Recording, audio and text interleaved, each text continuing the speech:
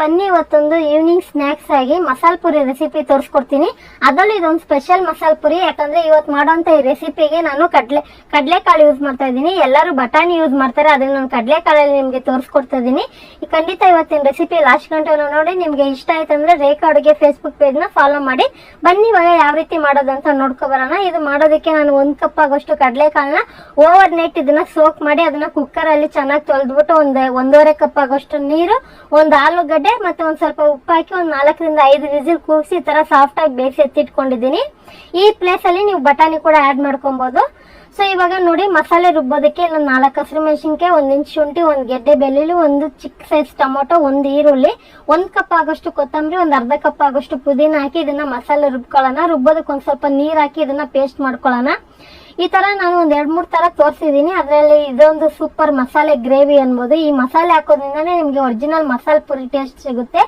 So ಇವಾಗ ಕಡಲೆಕಾಳು ಇಷ್ಟ ಇಲ್ಲ ಅಂದ್ರೆ ಮಾತ್ರ ನೀವು ಬಟಾಣಿ ಯೂಸ್ ಮಾಡ್ಕೊಳ್ಳಿ. ಕೆಲವರಿಗೆ ಬಟಾಣಿ ಇಷ್ಟ ಆಗೋದಿಲ್ವಲ್ಲ, ಅದಕ್ಕೆ ನಾನು ಕಡಲೆಕಾಳಲ್ಲಿ ತೋರಿಸ್ಕೊಡ್ತಾ ಇದ್ದೀನಿ. ಟೇಸ್ಟ್ ಮಾತ್ರ ಚೇಂಜ್ ಆಗೋದಿಲ್ಲ, ನಿಮ್ಗೆ ಒರಿಜಿನಲ್ ಟೇಸ್ಟ್ ಸಿಗುತ್ತೆ. ಇವಾಗ ಪೇಸ್ಟ್ ರುಬ್ಬಿದಾಯ್ತು. ಒಂದ್ ಕಡಾಯಿಗೆ 3 ಟೇಬಲ್ ಸ್ಪೂನ್ ಎಣ್ಣೆ ಹಾಕೊಂಡಿದ್ದೀನಿ. ಎಣ್ಣೆ ಬಿಸಿ ಆದ್ಮೇಲೆ ರುಬ್ಬಿರುವಂತ ಪೇಸ್ಟ್ ಹಾಕೊಳ್ಳೋಣ. ಆ ಮಿಕ್ಸಿ ಜಾರ್ಗೆ ಒಂಚೂರು ನೀರ್ ಹಾಕಿ ಅದನ್ನ ಹಾಕೊಂಡಿದ್ದನ್ನ 1 2 ರಿಂದ 3 ನಿಮಿಷ ಚೆನ್ನಾಗಿ ಫ್ರೈ ಮಾಡ್ಬೇಕು. ಅದ್ರಲ್ಲಿರುವಂತ ಹಸಿ ಸ್ಮೆಲ್ ಹೋಗಿ ಕಲರ್ ಚೇಂಜ್ ಆಗಿ ಎಣ್ಣೆ ಬಿಡ್ಬೇಕು. ಆ ತರ ಇದನ್ನ 3 ನಿಮಿಷ ಮೀಡಿಯಂ ಫ್ಲೇಮ್ ಅಲ್ಲಿ ಫ್ರೈ ಮಾಡ್ಕೊಳ್ಳೋಣ. ಸೌಟಿಂದ ಅವಾಗ ತಿರುಗಿಸ್ಕೊಡಿ, ತಲೆ ಹಿಡಿಯೋಕ್ ಬಿಡಬೇಡಿ. ಇವಾಗ ನೋಡ್ತಾ ಇರ್ಬೋದು. ಸೊ ನಮ್ಮ ಮಸಾಲೆ ಹಸಿಯಾಗಿ ರುಬ್ಬಿ ಹಾಕಿದ್ರಲ್ಲ, ಅದೆಲ್ಲ ಹೋಗಿ ನಮ್ಗೆ ಒಳ್ಳೆ ಘಮ ಬರುತ್ತೆ. ಇವಾಗ ನಾವು ಆಲ್ರೆಡಿ ಬೇಯಿಸಿರುವಂತ ಆಲೂಗಡ್ಡೆ ಕಡಲೆಕಾಳನ್ನ ಸ್ವಲ್ಪ ಹಾಕಿ ಈ ತರ ಸ್ಮ್ಯಾಚ್ ಮಾಡ್ಕೊಳ್ಳೋಣ.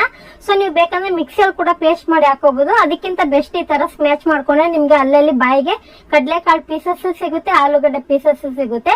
ನಾನಿಲ್ಲಿ 2 ಸೌಟ್ ಆಗೋಷ್ಟು ಕಡಲೆಕಾಳು ಆಲೂಗಡ್ಡೆ ಮಾಡ್ಕೊಂತ ಇದ್ದೀನಿ. ಉಳ್ದಿರೋ ಕಡಲೆಕಾಳನ್ನ ಹಾಗೆ ಹಾಕೊಂತ ಇದ್ದೀನಿ, ಯಾಕಂದ್ರೆ ತಿನ್ನೋದಕ್ಕೂ ಬೇಕಲ್ವಾ. ಸೊ ಈ ತರ ಸ್ಮ್ಯಾಚ್ ಮಾಡೋದ್ರಿಂದ ನಿಮ್ಗೆ ಮನೇಲಿ 10 ಜನ ಇದ್ರೇನು ಈ ಮಸಾಲೆ ಗ್ರೇವಿ ಅನ್ನೋದು ಧಾರಾಳವಾಗಿ ಸಿಗುತ್ತೆ. ಸೊ ಇದನ್ನ ಮಸಾಲೆ ಗ್ರೇವಿ ಕೆಲವರಿಗೆ ತುಂಬಾ ಇಷ್ಟ ಪಡ್ತಾರೆ, ಜಾಸ್ತಿ ತಿಂತಾರೆ. ಸೊ ಅಂತವ್ರಿಗೆ ಕೂಡ ಈ ತರ ಜಾಸ್ತಿ ಕ್ವಾಂಟಿಟಿಯಲ್ಲಿ ಮಾಡ್ಕೋಬಹುದು. ಇದಕ್ಕೆ ಉಳ್ದಿರೋಂತ ಕಡಲೆಕಾಳು ಬೇಯಿಸಿರುವಂತ ನೀರು ಹಾಕೊಂತ ಇದ್ದೀನಿ. ಹಾಗೆ ಇದಕ್ಕೆ ನಮ್ಗೆ ಎಷ್ಟು ಬೇಕಾದ್ರೂ ಅಷ್ಟು ನೀರ್ ಹಾಕಿ ಇದನ್ನ ಕುದಿಸ್ಕೋಬಹುದು. ಯಾಕಂದ್ರೆ ಇದು ಕುದೀತಾ ಗಟ್ಟಿ ಆಗುತ್ತೆ ಗ್ರೇವಿ. ನಿಮ್ಗೆ ಗೊತ್ತಿರ್ಬೋದು, ಆಲೂಗಡ್ಡೆ ಕಡಲೆಕಾಳನ್ನೆಲ್ಲ ಚೆನ್ನಾಗಿ ಸ್ಮ್ಯಾಚ್ ಮಾಡಿರೋದ್ರಿಂದ ಕುದಿದಷ್ಟು ಇದು ಗಟ್ಟಿ ಆಗುತ್ತೆ. ಹಾಗೆ ಇನ್ನೊಂಚೂರು ನೀರ್ ಹಾಕೊಂಡು ಇದಕ್ಕೆ ಒಂದ್ ಸ್ವಲ್ಪ ರುಚಿಗೆ ತಕ್ಕಷ್ಟು ಉಪ್ಪು ಹಾಕೊಳ್ಳೋಣ. ಕಡಲೆಕಾಳು ಬೇಯಿಸೋವಾಗನು ಒಂಚೂರು ಹಾಕೊಂಡಿದ್ದೆ, ಇವಾಗ ಒಂಚೂರು ಹಾಕೊಂಡು ಆನಂತರ ಉಳಿದಿರೋಂತ ಸ್ಪೈಸಸ್ ಎಲ್ಲ ಹಾಕೋಬೇಕು. ನಾರ್ಮಲ್ ಬೇಸಿಕ್ ಸ್ಪೈಸಸ್, ಅದು ಎಕ್ಸ್ಟ್ರಾ ಇದಕ್ಕೆ 1 2 ಆಡ್ ಮಾಡ್ಬೇಕು. ಅದೇನಂತ ಹೇಳ್ತೀನಿ. ಈಗ ಅರಿಶಿನ ಪುಡಿ ಮತ್ತೆ ಅಚ್ಕಾರದ ಪುಡಿ, ಧನಿಯಾ ಪುಡಿ, ಗರಂ ಮಸಾಲ ಮತ್ತೆ ಪಾನಿಪುರಿ ಮಸಾಲ ಅಂತ ಸಿಗುತ್ತೆ, ಆ ಪೌಡರ್ ಮತ್ತೆ ಚಾಟ್ ಮಸಾಲ ಯೂಸ್ ಮಾಡಿದ್ದೀನಿ. ಹಾಗೆ ಇದಕ್ಕೆ ಜೀರಾ ಪೌಡರ್ ಮತ್ತೆ ಪೆಪ್ಪರ್ ಪೌಡರ್, ಕರಿಮೆಣಸಿನ ಪುಡಿ. ಸೊ ಇದಿಷ್ಟು ಹಾಕೊಳ್ಳೋಣ. ಬೈ ಚಾನ್ಸ್ ನಿಮ್ ಹತ್ರ ಪಾನಿಪುರಿ ಪೌಡರ್ ಇಲ್ಲ ಅಂದ್ರೆ ಚಾಟ್ ಮಸಾಲನೇ ಯೂಸ್ ಮಾಡ್ಕೊಳ್ಳಿ. ಯಾಕಂದ್ರೆ ನಿಮ್ಗೆ ಚಾಟ್ ಮಸಾಲ ಹಾಕಿದ್ರೇನೆ ಆ ಒರಿಜಿನಲ್ ಟೇಸ್ಟ್ ಸಿಗೋದು. ನಮ್ಗೆ ಪಾನಿಪುರಿ ಮಸಾಲ ಪುರಿಗಳ ನಮ್ಗೆ ಬೇಕಾಗಿರೋದು ಮುಖ್ಯವಾಗಿ ಇಂಗ್ರೀಡಿಯೆಂಟ್ಸ್ ಚಾಟ್ ಮಸಾಲಾನೇ. ಅದ್ ಹಾಕಿದ್ರೇನೆ ನಿಮ್ಗೆ ಒರಿಜಿನಲ್ ಟೇಸ್ಟ್ ಸಿಗೋದು. ಮತ್ತೆ ಉಪ್ಪು ಖಾರ ಎಲ್ಲ ಚೆಕ್ ಮಾಡ್ಕೊಳ್ಳಿ. ಖಾರ ಎಷ್ಟಾದ್ರೂ ಹಾಕೋಬಹುದು. ನಾನು ಆಲ್ರೆಡಿ ಪೆಪ್ಪರ್ ಪುಡಿನೂ ಯೂಸ್ ಮಾಡಿದ್ದೀನಿ, ಹಸಿಮೆಣಸಿನಕಾಯಿ ಯೂಸ್ ಮಾಡಿದ್ದೀನಿ, ಖಾರದ ಪುಡಿನೂ ಯೂಸ್ ಮಾಡಿದ್ದೀನಿ. ಮೀಡಿಯಂ ಆಗಿದ್ದೇನೆ ನಿಮ್ಗೆ ಟೇಸ್ಟ್ ಗೊತ್ತಾಗೋದು. ಇವಾಗ ಇದನ್ನ ಲೋ ಫ್ಲೇಮ್ ಅಲ್ಲಿ ನಾನು ಇದನ್ನ 5 ನಿಮಿಷ ಕುದಿಸ್ಕೊಂತೀನಿ. ಇನ್ನೊಂಚೂರು ನೀರ್ ಹಾಕಿ ಕುದಿಸ್ಕೊಂಡಿದ್ದೆ. ಬೈ ಚಾನ್ಸ್ ಏನಾದ್ರು ಗಟ್ಟಿ ಆಯ್ತಂದ್ರೆ ಇನ್ನೊಂಚೂರು ಬಿಸಿನೀರ್ ಇಟ್ಕೊಳ್ಳಿ, ಬಿಸಿನೀರ್ ಹಾಕಿ ಕುದಿಸ್ಕೊಳ್ಳಿ. ಡೈರೆಕ್ಟ್ ಆಗಿ ತಣ್ಣೀರ್ ಹಾಕಿ ಕುದಿಸಕ್ ಹೋಗ್ಬೇಡಿ, ಒರಿಜಿನಲ್ ಟೇಸ್ಟ್ ಹೋಗುತ್ತೆ. ಸೊ ಇವಾಗ ನಮ್ಗೆ ಬೇಕಾಗಿರುವಂತ ಗ್ರೇವಿ ಮಸಾಲೆ ಕರೆಕ್ಟ್ ಆಗಿ ರೆಡಿ ಆಗಿದೆ. ಸೊ ನಿಮ್ಗೆ ಇಷ್ಟು ಗಟ್ಟಿ ಬೇಡ ಅಂದ್ರೆ ಇನ್ನೊಂದ್ ಸ್ವಲ್ಪ ತೆಳ್ಳಗ್ ಕೂಡ ಮಾಡ್ಕೋಬಹುದು. ಇವಾಗ ನಾನು ಮಸಾಲ ಪುರಿ ಸರ್ವ್ ಮಾಡೋದಕ್ಕೆ ನಾನು ರೆಡಿಮೇಡ್ ಪೂರಿನ ಯೂಸ್ ಮಾಡ್ತಾ ಇದ್ದೀನಿ.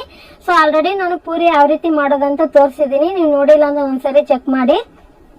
ಈಗ ನಾನು ಪ್ಲೇಟ್ ಅಲ್ಲಿ 4 ರಿಂದ 5 ಪೂರಿ ಹಾಕೊಂತ ಇದ್ದೀನಿ. ಇದು ರೆಡಿಮೇಡ್ ನಿಮ್ಗೆ ಈಸಿಯಾಗಿ ಸಿಗುತ್ತೆ, ಯಾವಾಗ ಬೇಕು ಅವಾಗ ಎಣ್ಣೆನಲ್ಲಿ ಫ್ರೈ ಮಾಡ್ಕೋಬಹುದು. ಸೊ ಇವಾಗ ನಾನು ಗ್ರೇವಿ ಹಾಕೊಂತ ಇದ್ದೀನಿ. ನಿಮ್ಗೆ ಎಷ್ಟು ಬೇಕಾದ್ರೂ ಹಾಕೋಬಹುದು. ನಾನು ದೊಡ್ಡ ಸೌಟ್ ಆಗಿರೋದ್ರಿಂದ 1.5 ಸೌಟ್ ಆಗೋಷ್ಟು ಹಾಕೊಂತ ಇದ್ದೀನಿ. ಸ್ವಲ್ಪ ಕಡಲೆಕಾಳೆಲ್ಲ ಜಾಸ್ತಿನೇ ಹಾಕೊಂತ ಇದ್ದೀನಿ. ನನ್ಗೆ ಕಡಲೆಕಾಳು ಅಂದ್ರೆ ತುಂಬಾ ಇಷ್ಟ ತಿನ್ನೋದಕ್ಕೆ. ಇದು ಒಂದು ಹೆಲ್ತಿ ಅಂತಾನೆ ಹೇಳ್ಬೋದು. ಈಗ ಇದಕ್ಕೆ ಚಿಕ್ಕ ಚಿಕ್ಕದಾಗಿ ಕಟ್ ಮಾಡಿರುವಂತ ಈರುಳ್ಳಿ, ಕ್ಯಾರೆಟ್ ತುರಿ, ಟೊಮೊಟೊ, ಕೊತ್ತಂಬರಿ ಸೊಪ್ಪು ಹಾಕೊಳ್ಳೋಣ. ಸೊ ಕೆಲವರು ಇದಕ್ಕೆ ಸ್ವೀಟ್ ಚಟ್ನಿ ಮತ್ತೆ ಗ್ರೀನ್ ಚಟ್ನಿ, ಮೊಸರೆಲ್ಲ ಹಾಕೊಂಡ್ ತಿಂತಾರೆ. ಆ ತರ ನೀವು ಇಷ್ಟ ಇದ್ರೆ ಆ ತರನು ಮಾಡಿ ಹಾಕೊಂಡ್ ತಿನ್ಬೋದು. ಸೊ ಇದು ನಾರ್ಮಲ್ ಬೇಸಿಕ್ ಮಸಾಲೆ ಪುರಿ ಯಾವ ತರ ಸರ್ವ್ ಮಾಡ್ತಾರೋ ಅದೇ ತರ ತೋರಿಸ್ಕೊಡ್ತಾ ಇದ್ದೀನಿ. ಹಾಗೆ ಇವಾಗ ಒಂದ್ ಸ್ವಲ್ಪ ಸೇವ್ ಹಾಕೊಂಡು ಫೈನಲ್ ಟಚ್ ಆಗಿ ಕೊಡ್ತೀನಿ. ಸೂಪರ್ ಆಗಿರುತ್ತೆ ಟೇಸ್ಟ್. ನೀವು ಬಟಾಣಿನಲ್ಲಿ ಏನ್ ತಿಂದಿರ್ತೀರೋ ಅದೇ ಟೇಸ್ಟ್ ಕಡಲೆಕಾಳಲ್ಲಿ ಸಿಗುತ್ತೆ. ಖಂಡಿತ ರೆಸಿಪಿನ ಮನೇಲಿ ಟ್ರೈ ಮಾಡಿ ನೋಡಿ, ನಿಮ್ಗೆ ಎಲ್ರಿಗೂ ಇಷ್ಟ ಆಗುತ್ತೆ. ಇಷ್ಟ ಆಯ್ತಂದ್ರೆ ರೇಖಾ ಅಡುಗೆ ಫೇಸ್ಬುಕ್ ಪೇಜ್ ನ ಫಾಲೋ ಮಾಡಿ. ಈ ವಿಡಿಯೋ ನೋಡಿದ್ದಕ್ಕಾಗಿ ಎಲ್ರಿಗೂ ಧನ್ಯವಾದಗಳು.